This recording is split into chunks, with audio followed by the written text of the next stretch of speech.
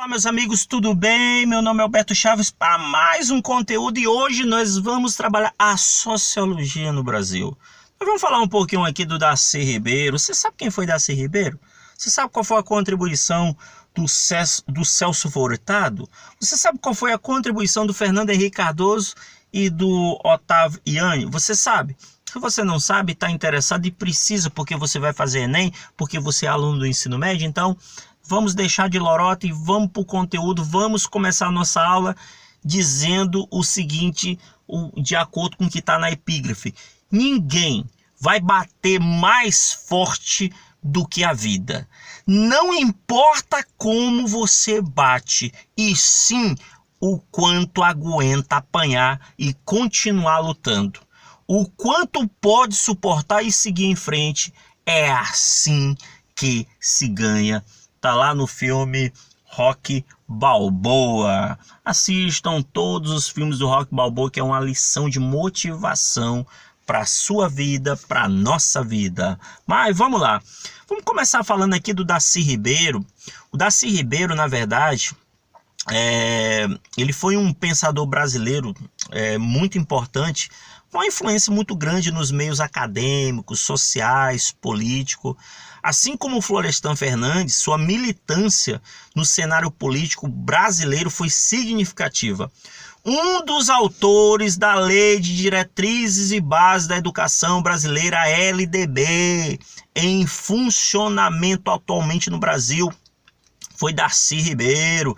Darcy Ribeiro lutou pelo estabelecimento dos parâmetros de uma educação cidadã para o povo brasileiro. Darcy Ribeiro também participou do debate acadêmico acerca da evolução das sociedades humanas, e essa participação se deu com a publicação do ensaio O Processo Civilizatório em 1972.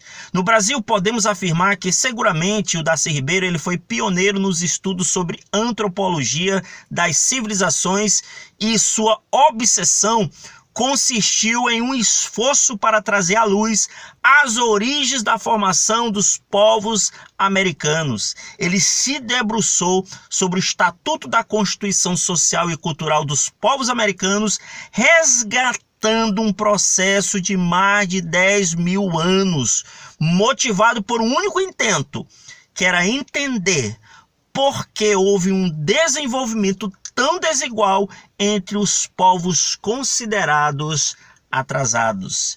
É interessante observar isso, que os estudos da Darcy Ribeiro sobre a evolução das civilizações, ela apresenta assim, um campo muito analítico, no qual a gente pode identificar o povo brasileiro com base numa revalorização. É interessante isso. Vale salientar que nos seus escritos há muito claramente definida a consciência de que somos um povo em construção. Então, Darcy Ribeiro sempre enfatizava isso, que nós somos um povo em construção. Fato que, para o antropólogo brasileiro, é um dos grandes desafios que enfrentamos, o de forjar um novo tipo humano com características distintas, mais solidárias e fraternas. Em uma de suas mais importantes obras, que é um livro fantástico, que é O Povo Brasileiro, o Darcy Ribeiro ele produziu um ensaio etnográfico fantástico sobre a formação da cultura e da identidade do povo brasileiro, utilizando-se da noção de matrizes étnicas, matrizes de raças, a do negro, a do indígena, do branco europeu, para explicar o processo de constituição da cultura brasileira. Então, nessa obra, ele vai justamente descortinar essas raças e descrever de uma forma antropológica como ocorreu a formação, a constituição da cultura brasileira. Darcy afirmou que os negros, tanto no passado como no presente, eles não gozavam da liberdade de maneira plena, e em razão disso são forçados a lutar constantemente em prol de uma situação de vida mais digna, situação não contemplada nos estudos, por exemplo, do Gilberto Freire, né? E é bom salientar que o próprio Darcy Ribeiro, ele chega a dizer, tem um trecho lá do livro Povo Brasileiro que ele fala assim, que as lutas, elas são inevitavelmente sangrentas, porque só a força se pode impor e manter a condição de escravos, justamente porque ele vai colocar essa ideia de que, desde a chegada do primeiro negro até hoje, eles estão na luta para fugir da inferioridade. Então, para Darcy Ribeiro, o negro até hoje vem lutando contra a inferioridade, e que ele foi imposta originalmente e que é mantida através de toda sorte de opressões, dificultando extremamente sua integração na condição de trabalhadores comuns igual aos outros ou de cidadãos com os mesmos direitos. É bom salientar também que tivemos no Brasil uma primeira formação. Na verdade, a própria construção da formação do Brasil, ela se baseia num grande empreendimento que vai desde a formação lá do engenho, que monta uma estrutura extremamente escravista, baseada no latifúndio, baseada na monocultura. E essas características marcantes, elas acabaram estabelecendo assim uma alta especialização e um caráter extremamente mercantil. E todo esse cenário ele contribuiu para o processo de formação da Constituição do povo brasileiro. O próprio Darcy Ribeiro, ele classifica a segunda formação como jesuítica, ou seja, a segunda formação do povo brasileiro, a questão da formação jesuítica, até mesmo como uma forma alternativa de colonização, alicerçada na mão de obra servil dos índios. Então, os jesuítas, primeiro montou-se uma empresa colonial, depois veio a questão dos jesuítas, e os jesuítas contribuíram de uma forma muito tremenda para a mão de obra servil dos índios. E o terceiro elemento que teria introduzido para a questão da formação está ligado às variadas microempresas de produtos de subsistência. Ou seja, na verdade, toda a Constituição do Brasil, da sociedade brasileira, elas estão, segundo o Darcy Ribeiro, elas foram construídas dentro dessa estrutura, que foi justamente a formação da estrutura colonial, a própria presença dos padres jesuítas e principalmente as outras atividades econômicas secundárias, como, por exemplo, a pecuária, a questão dos gêneros de primeira necessidade. Nós podemos aqui elencar a questão do tabaco, do algodão, enfim. Tudo isso teria contribuído para o processo de formação da construção da cultura brasileira. É bom lembrar que Darcy Ribeiro também, o povo brasileiro, ele criticou o distanciamento absurdo em termos de pobreza e riqueza entre os latifúndios e o restante do povo. Tal distanciamento era gravado pela questão do monopólio da terra e da monocultura. O Darcy, ele acaba denunciando todas as mazelas sociais, a questão dos efeitos terríveis do êxodo rural, enfim, o inchaço populacional. Então, o Darcy Ribeiro, na verdade, para Darcy Ribeiro, essa distância social entre ricos e pobres é uma condição inadmissível em um país cuja abundância de recursos é extraordinária. Então, ele tenta justamente explicar o processo de formação do povo brasileiro através das matrizes étnicas, ou seja, que montou-se toda uma estrutura colonial, e essa estrutura colonial acabou sendo implementada por essas matrizes, essas raças, que é o branco, é o negro, é o índio, e acabou constituindo o povo brasileiro, né? Ele chega a dizer até uma frase aí, né, como você está vendo aí no texto, né? Fracassei em tudo o que tentei na vida. Tentei alfabetizar as crianças brasileiras, não consegui. Tentei salvar os índios, não consegui.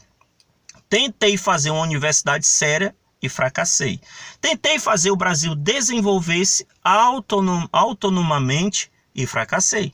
Mas os fracassos são minhas vitórias. Eu detestaria estar no lugar de quem me venceu. Darcy Ribeiro. Só há duas opções nesta vida: se resignar ou se indignar. Olha aí que coisa fantástica, né? Mas nós temos aí um outro nome, que é o nome do Celso Furtado. É o homem da economia política brasileira. Você está vendo aí dois exemplares de suas obras, né? No campo da análise econômica, Celso Furtado, ele vai inovar as interpretações sociológicas do passado a respeito da formação econômica do Brasil. É considerado o fundador da economia política brasileira, participando ativamente da Comissão Econômica para a América Latina, o CEPAL. Segundo Celso Furtado, o subdesenvolvimento ele refere-se a uma formação econômica específica produzida pelo capitalismo internacional. O elemento mais evidente dessa análise é a crítica ao caráter dependente e subordinado aos interesses do capitalismo praticado pelas potências econômicas mundiais. Suas formulações teóricas, contudo, contrataram, olha aí, na verdade, o que ele vai dizer? Toda essa construção teórica que ele fala da economia política brasileira, na verdade, eles encontrou um apoio no plano das políticas de governo com a defesa da substituição das importações e o incentivo à produção industrial brasileira e a formação de um amplo mercado nacional de base popular. Então, na década de 50, por exemplo, o Celso Furtado ele acabou presidindo um grupo que elaborou um estudo sobre a economia brasileira, que serviu de base para o plano de metas do presidente Juscelino Kubitschek, em cujo governo também participou da criação da Superintendência de Desenvolvimento, sabe da onde? Quem? Do Nordeste, ou seja, a Sudene. E em 59, que é o mesmo ano em que publicou a sua clássica obra, que é a Formação Econômica do Brasil. Em 1963, no governo de Goulart, ele foi nomeado o primeiro-ministro do Planejamento do Brasil, elaborando o Plano Trienal, ok? Saindo dele, do Celso Furtado, nós vamos entrar aqui falando um pouquinho agora do Fernando Henrique Cardoso, que chegou a ser presidente da República, o criador aí do Plano Real, na época, quando era ministro do governo Itamar Franco, né? E o Fernando Henrique Cardoso, na verdade, nascido no Rio de Janeiro em 31, ele foi professor universitário e político, exercendo por 2 mandatos consecutivos o cargo de presidente da República, entre os anos de 1995 e 2003. Conhecido aí por ser um grande intelectual, muito respeitado, um profissional de alto gabarito no campo da sociologia, ele deixou aí um legado muito importante. Sua obra mais emblemática que marcou foi justamente o livro Dependência e Desenvolvimento na América Latina, publicado em 69 e que, na verdade, foi escrito em parceria com o sociólogo chileno Enzo Faleto. O período militar também é importante porque o período militar, que é na época em que o Fernando Henrique Cardoso escreveu esse livro, também correspondeu ao momento de um aprofundamento das teses sobre as relações entre a dependência econômica externa e o desenvolvimento econômico brasileiro. Fernando Henrique Cardoso, também conhecido como FHC, posicionou-se contrariamente às ideias de que a única saída para os países do terceiro mundo seria pela via revolucionária do socialismo. Então ele chegou a questionar isso, essa ideia de que a via do socialismo ela deveria ser rejeitada, ela não seria a única solução. E é interessante também, de acordo com a vertente marxista, por exemplo, a dependência econômica dos países do terceiro mundo consistia em apenas uma das peças das engrenagens do capitalismo mundial. Então, essa, na verdade, é a visão, né? Só que ele contrariava tudo isso. Não, esse negócio do terceiro mundo precisa de somente o marxismo, ele não é a única solução, não. Então, Fernando Henrique criticou isso de uma forma bastante tenaz. Fernando Henrique Cardoso também, Ele acabou defendendo a ideia de que o subdesenvolvimento de alguns países depende da natureza das relações cívicas e políticas entre o povo e as classes dominantes, as quais determinam a maneira pela qual os países buscam se inserir na divisão internacional da produção econômica. Segundo o Fernando Henrique Cardoso, também eu quero destacar aqui, o povo, na verdade, segundo as ideias dele, né? Segundo o sociólogo Fernando Henrique Cardoso, no Brasil, o povo, mais especificamente os operários, eles não se constituíram propriamente como uma classe social, conscientes de seu papel político na sociedade. E o empresariado nacional não assumiria o comando de fato de um projeto de desenvolvimento econômico autônomo. Ou seja, assim, essa inserção no comércio internacional, ela acontece de maneira submissa e depende das pressões externas de outros países do mundo desenvolvido, porque o Fernando Henrique Cardoso, ele na proposta dele, segundo os estudos sociológicos, ele diz que tanto o povo, aquele que não é dono do meio, o proletariado, que não é dono apenas da sua força de trabalho, como um empresário, aquele dono de negócio, empreendimento, nenhum nem outro, eles assumiram de fato o desenvolvimento do nosso país. Então, todo o processo de construção e desenvolvimento do país é resultado das pressões do comércio internacional. Então, isso é muito interessante, a visão com que ele coloca aqui, né? Outro ponto também que eu quero chamar, muito claro também, é que o Fernando Henrique Cardoso, inclusive o Fernando Henrique Cardoso, ele foi muito questionado quando ele foi presidente da República. Chegaram a dizer, olha, o senhor defendeu uma coisa como sociólogo, mas na prática como presidente o senhor está dizendo isso, né? Então ele chegou a ser questionado muito sobre isso também, a ideia do sociólogo e do presidente, né? E na verdade, com base nos seus estudos, ele acabou se tornando uma grande referência no campo da sociologia, né? Ok. E nós temos aí um outro nome muito emblemático, que é o Otávio Yanni. Se você analisar todos esses sociólogos, eles tinham um único objetivo, que era o quê?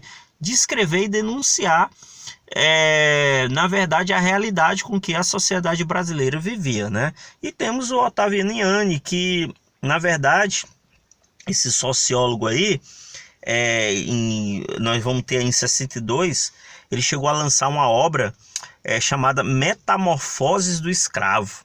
Ele demonstrou que a questão racial, ela revelara a fábrica da sociedade, ou seja, as engrenagens de um sistema social baseado na exploração e na segregação ideológica, de uma sociedade marcada pelo dualismo e pela discriminação. Então, nessa obra, ele chega a criticar bastante, dizendo que a sociedade brasileira é uma sociedade extremamente discriminatória, né?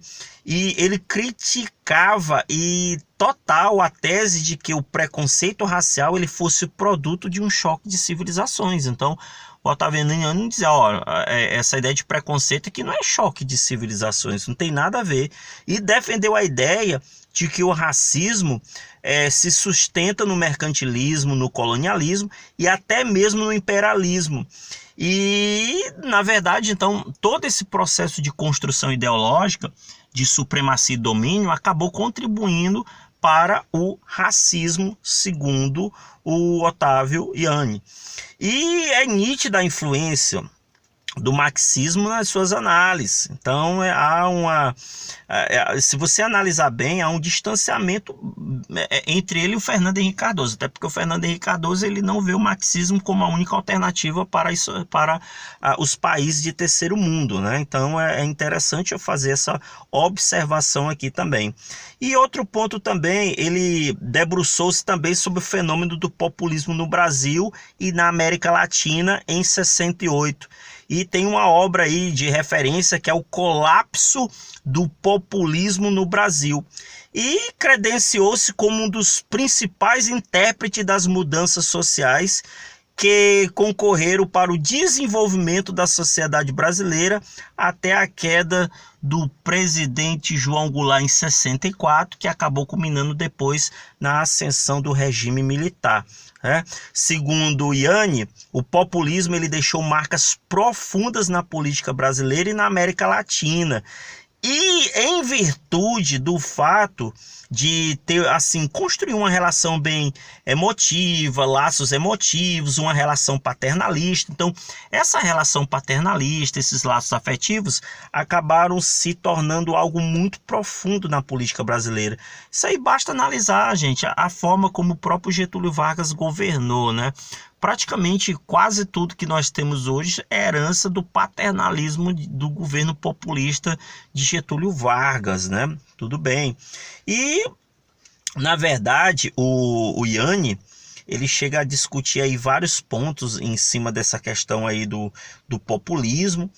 E o que eu posso também aqui evidenciar é que cada um desses sociólogos que nós mencionamos agora, na verdade, eles tinham como único viés tentar compreender como a sociedade ela era trabalhada, né? Nada mais, cada um numa perspectiva diferente. Você vê que o próprio Ottaviano Yanni, ele vai se pautar então em duas coisas.